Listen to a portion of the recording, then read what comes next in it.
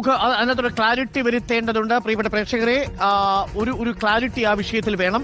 ഉത്തരവ് 3:30 എന്നാണ് ഇപ്പോൾ വന്നിരിക്കുന്നത്. ഓർഡർ 3:30 എന്നാണോ, വിധിയിൽ അനുവദിച്ചിരിക്കുന്നു എന്നുള്ളതാണോ? നമ്മൾ അല്പസമയത്തുള്ള അതിനകത്തൊരു ക്ലാരിറ്റി വരുത്താം.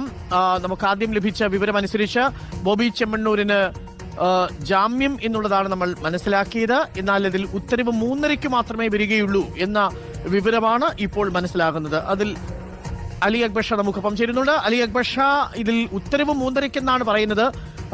അതായത് ജാമ്യം കിട്ടിയെന്ന് ഈ ഘട്ടത്തിൽ പറയാൻ കഴിയുമോ?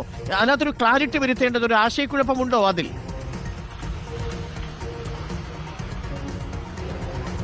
അരുൺകുമാർ, ജാമ്യം കിട്ടി എന്ന നിലയിലുള്ളൊരു വിവരം ഈ ഘട്ടത്തിലുമില്ല. ഇതുമായി ബന്ധപ്പെട്ട ഉത്തരവ് 3:30 എന്നതാണ് മനസ്സിലാക്കുന്നത്. അതിരൂക്ഷ വിമർശനമാണ് ബോബി ചെമ്മണ്ണൂരിനെതിരെ കോടതി നടത്തിയത്. ജാമ്യാപേക്ഷയിൽ ഉൾപ്പെടെ പരാതിക്കാരിയെ വളരെ മോശമായി ചിത്രീകരിക്കുന്ന നിലയിലുള്ള പരാമർശങ്ങൾ നടത്തി എന്നുള്ള രൂക്ഷ വിമർശനം കോടതി ഇതുമായി ബന്ധപ്പെട്ട് കണ്ടെത്തിയിരിക്കുന്നു. അതുപോലെ തന്നെ ബോബി ചെമ്മണ്ണൂരിന്റെ ഈ ഹണി റോസുമായി